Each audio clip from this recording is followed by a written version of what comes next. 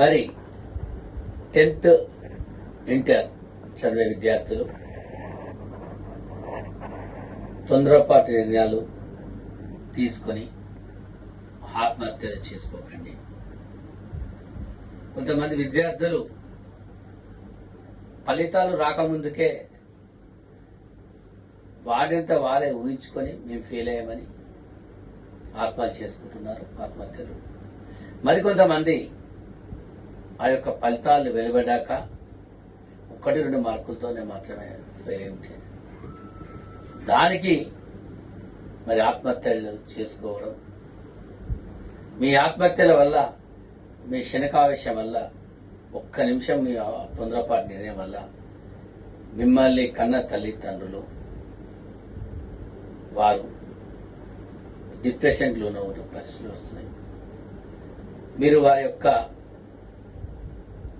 మీరు లేని కొరత వారికి అందియకండి.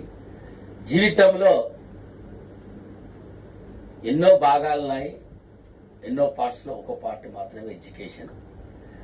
ఆ ఒక్క ఎడ్యుకేషనే సర్వస్వం కాదు. దాన్ని దృష్టిలో పెట్టుకొని మీ భవిష్యత్తు ఆలోచించుకోవాల్సిందిగా నేను వీళ్ళందరినీ విజ్ఞప్తి చేస్తున్నాను.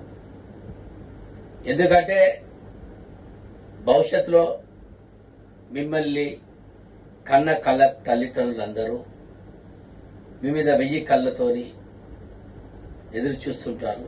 మా బాబు మిమ్మల్ని కన్న తల్లిదండ్రులకు కడుపు కోత మిగిల్చకండి. అటువంటి తప్పుడు నిర్ణయాలు తీసుకోకండి. అటువంటి ఆత్మహత్యలకు పాల్పడకండి. ధైర్యంగా ఉండండి. మీ తోటి విద్యార్థులకు, అధైర్యపడే వాళ్లకు మీరే ధైర్యంగా నిలవండి. తొందరపడి ఆత్మహత్యలు చేసుకొని దయచేసి తల్లిదండ్రులకు బాధలు పెట్టకండి. ఇది నా మనస్ఫూర్తిగా నేను చెప్తున్నాను. భవిష్యత్తు చాలా పెద్దది.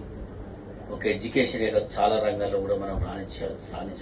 అన్ని ఉన్నాయి, అన్ని సోర్సులు ఉన్నాయి.